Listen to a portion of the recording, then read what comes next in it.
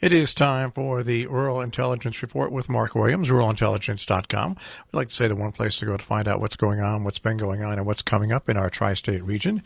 And it's time to bring in the man himself, Mark Williams. Mark, nice to speak to you again today.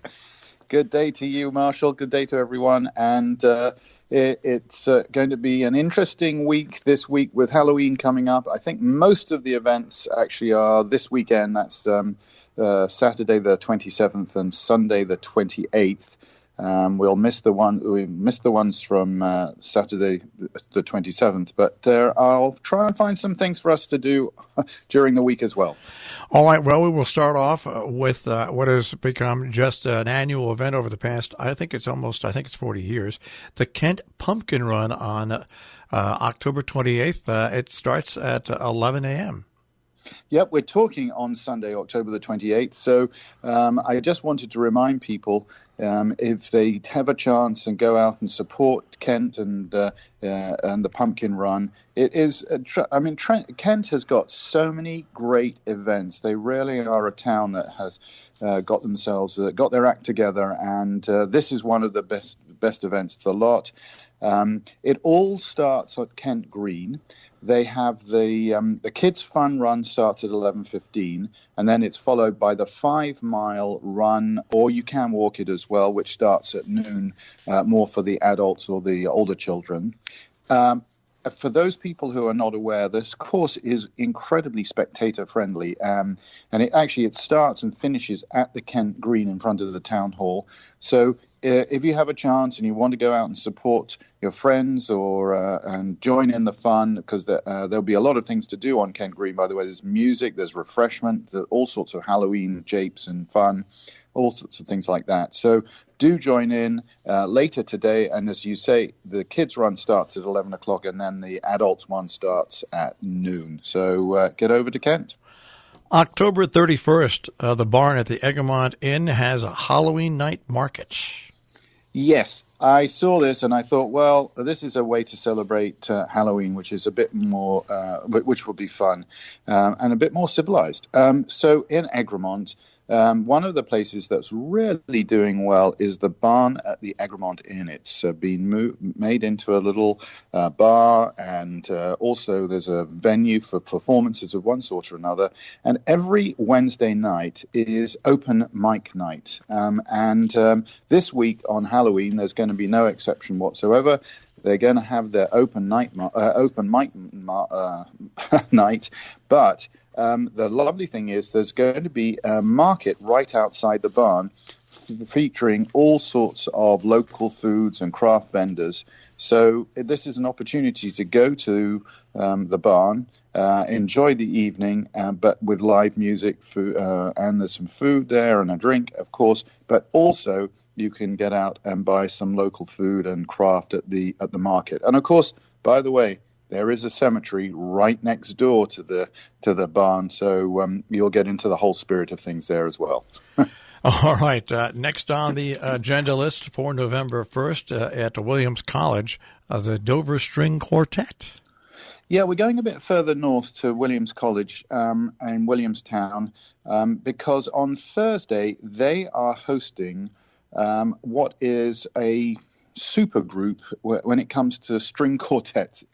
Can you have things like super groups or string quartets? Anyway, the Dover Quartet is incredible. They've catapulted to international stardom following us. They won the 2013 Banff competition, which is really important in the string quartet world. And then recently they were named the Cleveland winners of the Cleveland Quartet Award. And then following that, they have won the Avery Fisher Career Grant, which is a highly coveted award as well. And the result is that the Dover String Quartet is really being booked out all around the world. But on Thursday, November the 1st, up at Williamstown, at Williams College, they are going to be performing. And so if you are an aficionado or you just enjoy going to a classical string quartet, this should be a great evening and great fun. Starts at 8 o'clock up there. And, of course, you can find out all the details by linking from ruralintelligence.com. We will next head to Hudson, New York, for the Peripheral Natural Wine Fair and Supra Dinner. That's a mouthful. Yeah, now this has been going on for about 3 or 4 years, and it's turning into being a bigger and bigger event every year. So on Saturday, the November the 3rd, the James Beard award-winning chef and the restaurateur who owns Fish and Game in Hudson, Zach Palacio, is going to be presenting his annual Wine Fest. Now, this year, they are featuring more than 50 of the world's biggest, foremost natural wine producers and their distributors. It starts in the morning where there'll be a big tasting for professionals, but the thing is, the public can get in from about 1 o'clock onwards till 5 o'clock. And this is a tremendous chance to sample wines from, the classic places, France, Spain, Italy, Austria, the United States, obviously, and also places that are slightly more further afield, like they've got representatives, for example, from the Republic of Georgia. Goodness knows. They have food from local chefs. And so, and as I say, there are going to be over 50 vendors, so there's a real chance to, taste all sorts of different wines. Really exciting. And of course, you will be able to buy some of them ahead of Thanksgiving and the other holidays coming up. So this is your chance to test them all out. On the Friday night as well, they're having a Georgian-style Supra dinner that is catered by the Fish and Game at Back Bar in Hudson. So if you're also interested in more an unusual Georgian-style food, that might be something to attend as well. Anyway, it's a great event, and it's being expanded as the years go by, and it's, as I say, about the 3rd or 4th year. So it's really great to see a success one way and another. How about the Cabinet of Dr. Caligari and the live accompaniment that will be going on at Annandale-on-Hudson on the 2nd? Bard College is putting on a great event, and we know it's a great event because I've been to several of these in the last year, and there are 2 coming up this week in various parts of our area.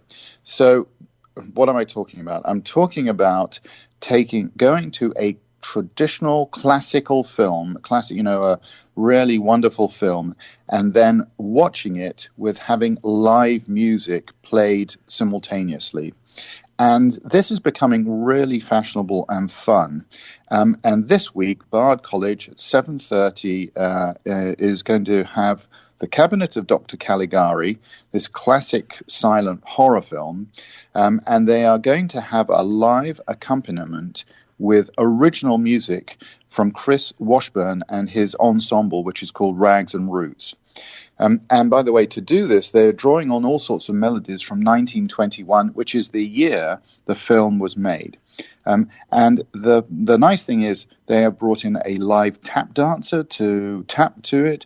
They brought in a septet of top jazz artists as well to accompany it.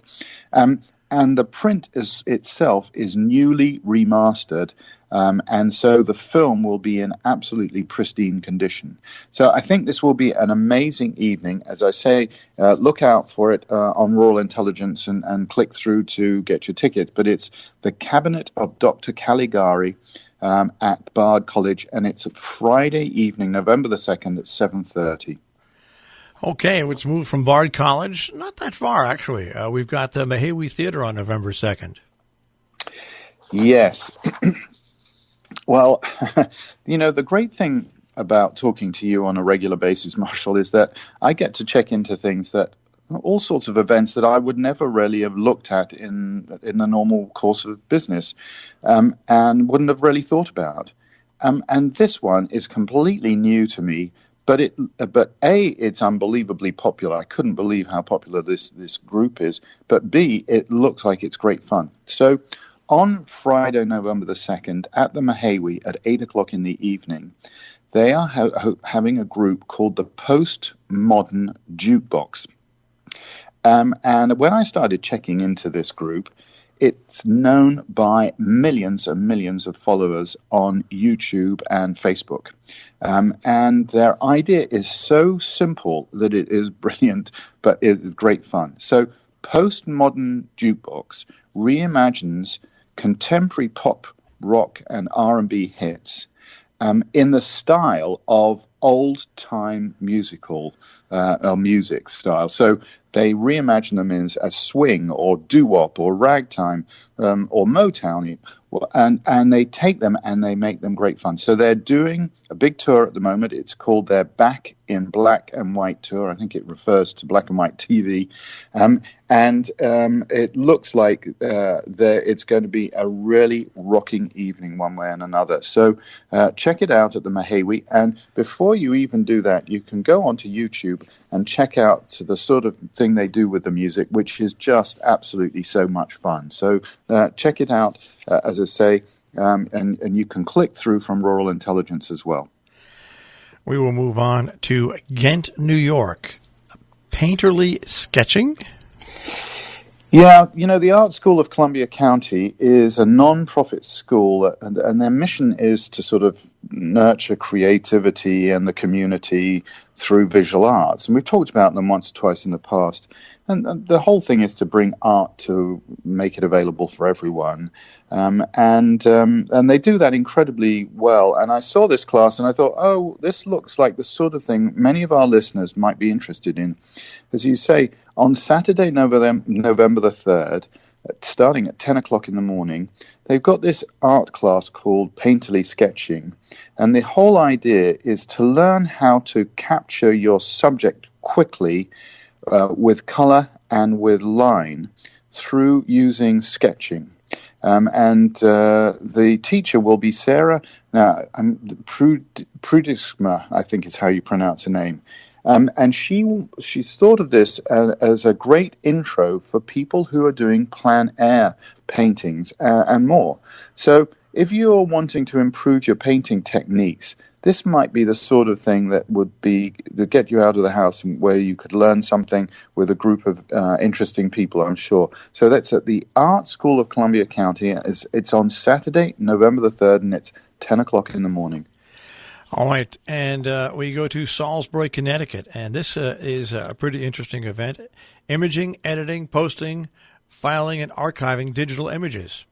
Yeah, well, of course, this is deliberately timed this way because I know that if you are going to be interested in painting, there are a lot of people out there who are interested in photography and digital photography at the moment.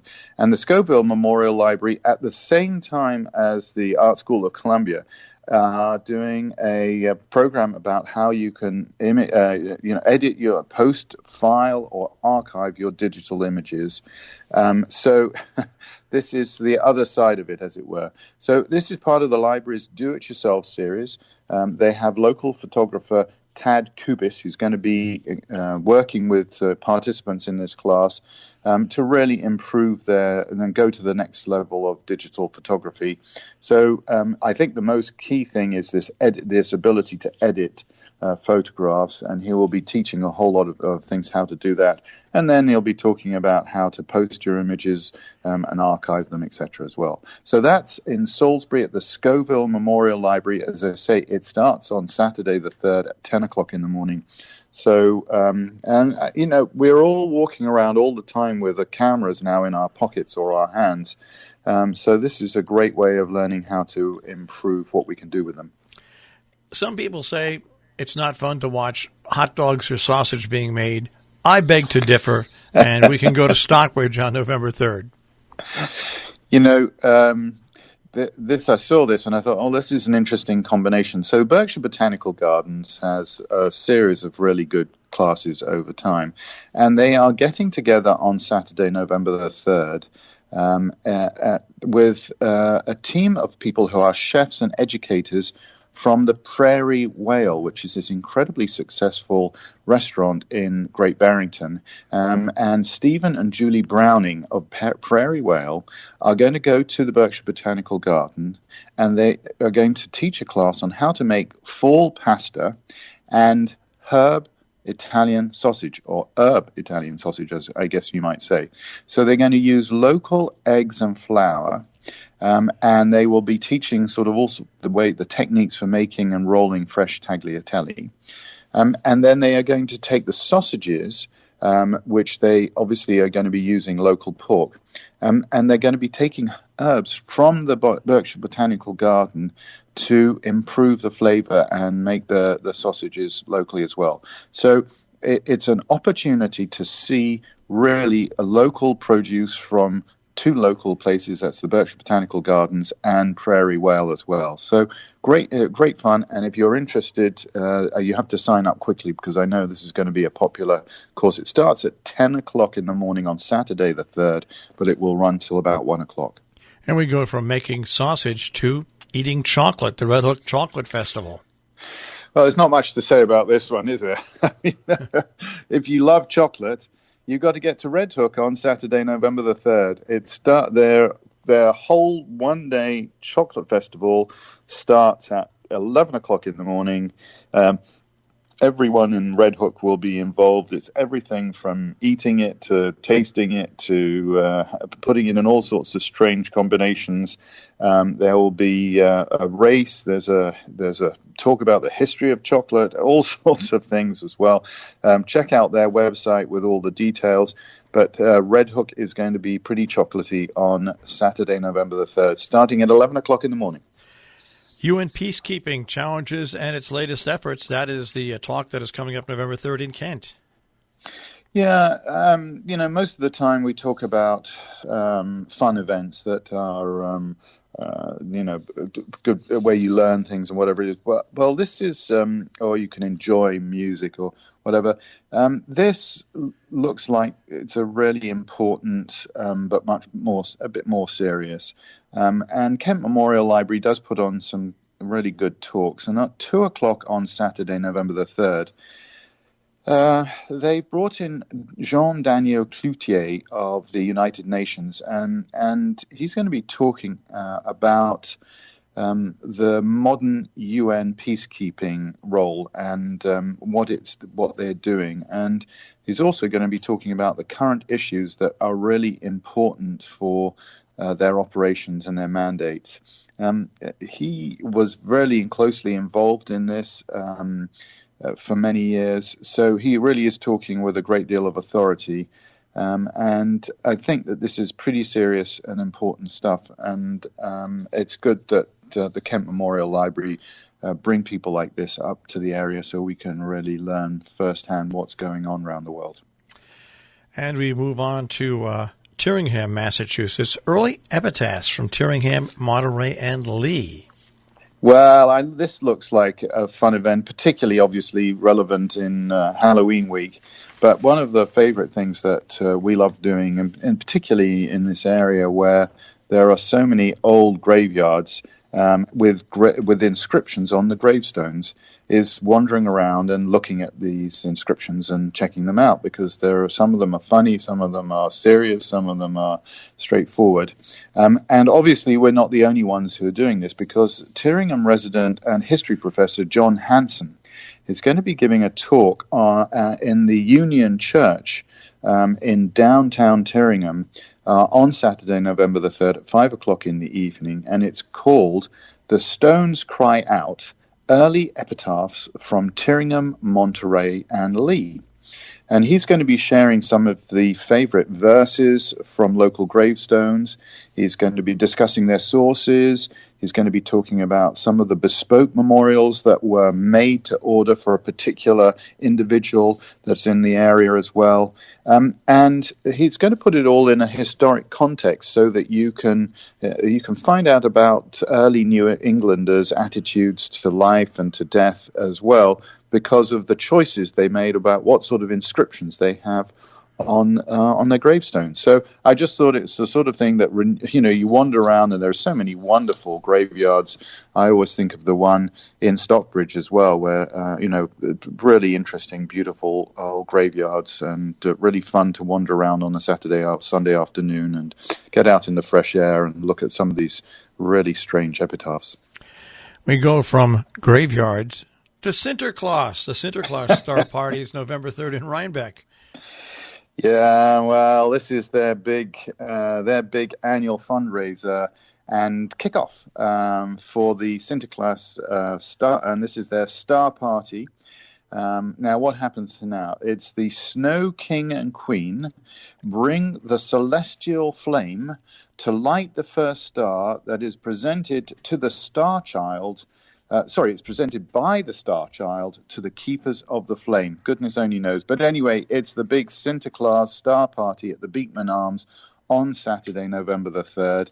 Starts at 5:30 in the evening, and it is always a great fun event. It's a big kickoff celebration for the whole sort of run up to the Christmas and beyond. So there'll be storytelling, there'll be dancing, live music, all sorts of libations, hors d'oeuvres, and of course there'll be prizes and all sorts of things like that as well. It's a big fundraiser, but it is really a big celebration as well. So it's at the Beekman Arms on Saturday, November the 3rd. Starts at 5:30 in the evening. We go from the Beekman Arms. Let's head up to Hudson, New York on November 3rd. And this sounds like an interesting thing where there's going to be a score put to an animated film. Yep. This is the second of these live music with film events. And this one is at Hudson Hall. Let me give you some background. So the Brooklyn Raga Massive, and they've been to the area on several occasions. It's a collective of musicians rooted in and inspired by classical music of India.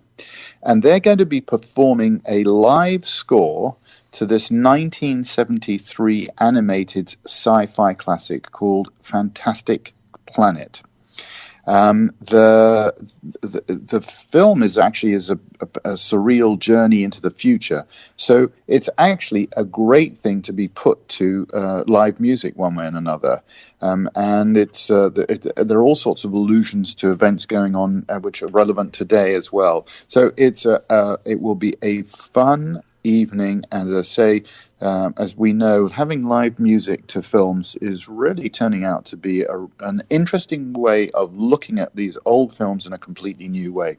So that's at Hudson Hall, 7 o'clock on Saturday, November the 3rd.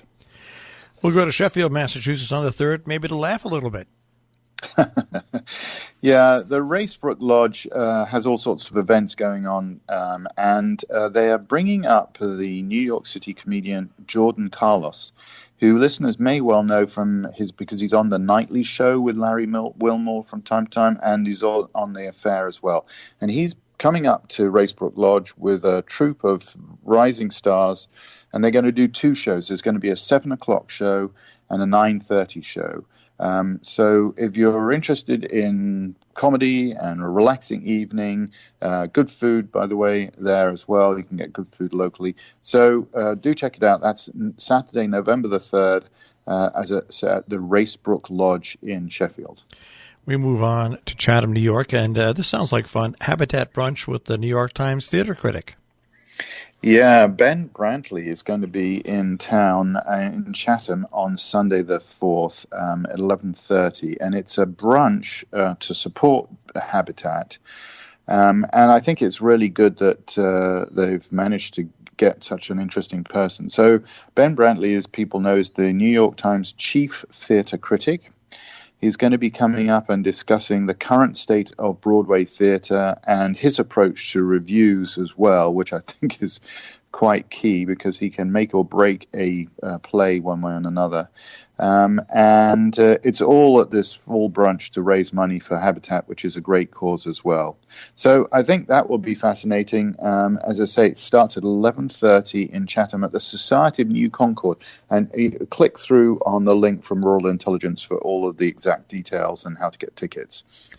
And we'll wrap things off dealing with wildlife. Yeah.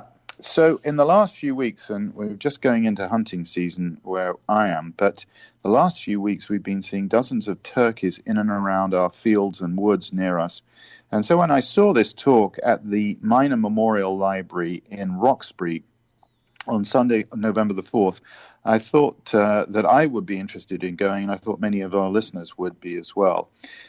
So this is an opportunity to learn what you can do to assist endangered species such as the New England cottontail rabbit and wild turkeys. And Kaylee Rasher is a wildlife biologist with the National Wild Turkey Federation.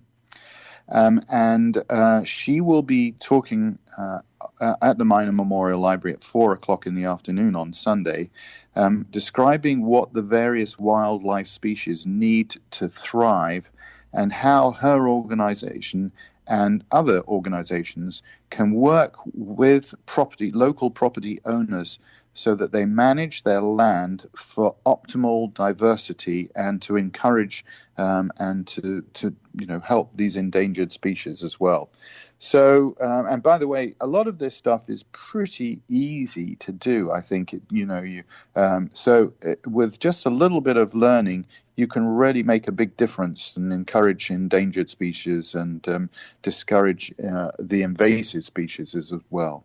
So that's at the Minor Memorial Library at 4:00 on Sunday, November the 4th, obviously down there in Roxbury. And that'll wrap up a spookily Halloween week here on our look at the Rural Intelligence. Mark, we'll speak to you next week. Lovely, Marshall. Look forward to it.